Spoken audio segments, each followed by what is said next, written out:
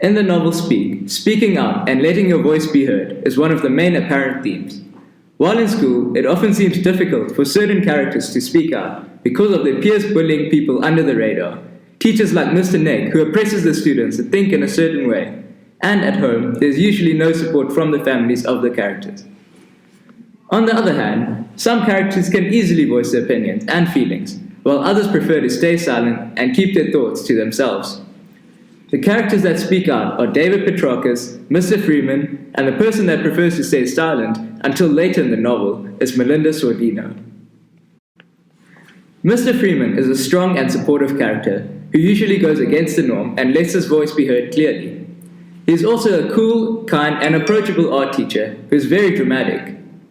Mr. Freeman is the only adult that Melinda respects and trusts. Examples of Mr. Freeman being kind and supportive to Melinda is when he offers a ride and takes Melinda to the shops, found on page 121. An example of Mr. Freeman being supportive is when he says, "I'm seeing a lot of growth in your work. You're learning more than you know." This shows that Melinda trusts Mr. Freeman, as she is happy for him to give her a ride, while if it was Mr. Neg, she probably will refuse. It also shows Mr. Freeman's personality trait of being approachable, as well as supportive, as it shows he pays attention to her work in the class, and notices her growth and improvement. An example of him standing up against the school board, on page 91, is when he gives up paperwork, and when the school board cut out his supply budget. In refuting and standing up against this, he gives out 210 A's, landing him in deep trouble.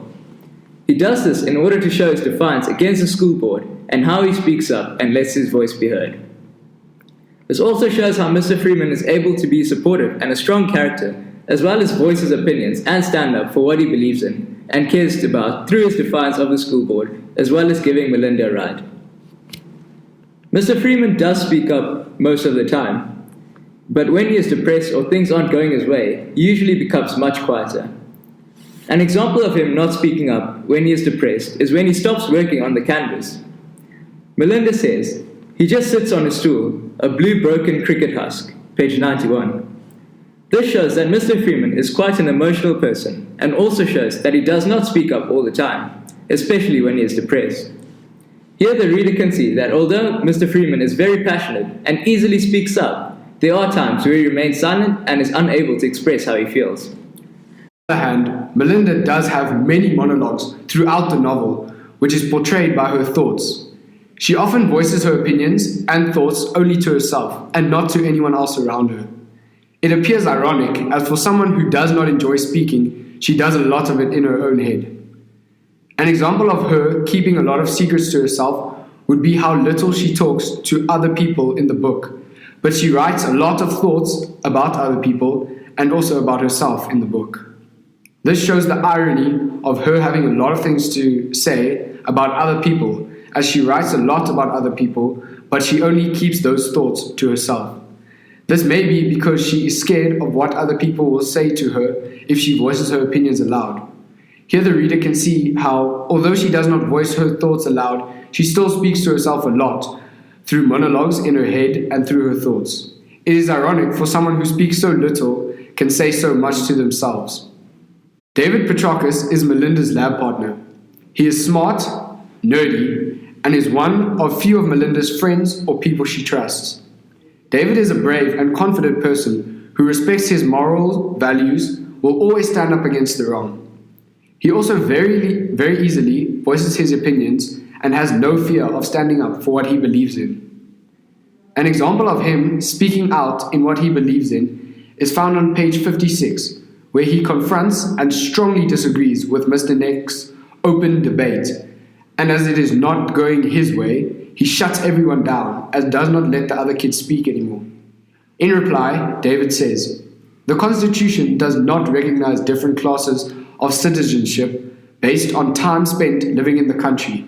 I'm a citizen with the same rights as your son, or you. As a citizen and as a student, I'm protesting the tone of this lesson as racist, intolerant, and xenophobic." These examples show that David Petrakis is a brave, confident person who respects his moral values, as he is not scared to stand up against a very oppressive Mr. Neg. This also contributes to his personality trait that he always stands up and speaks out against what he thinks is wrong, which is found and expressed very clearly throughout the book. In conclusion, the topic of speaking out versus being silent plays a big role in the book and in the lives of the different characters. The reader can clearly see how easy it is for some of the characters to voice and express their feelings and thoughts, while others struggle and prefer to keep their emotions and thoughts to themselves and only reveal them through internal monologues. It is clear how David Petrarchus is able to easily voice his opinion and make it clear how he feels about certain topics and subjects, as well as Mr. Freeman, who also easily stands up for what he is passionate about. On the other hand, Melinda is silent and prefers to live in her space of silence which she creates. This all indicates how speaking and not speaking affects and impacts the lives of each character.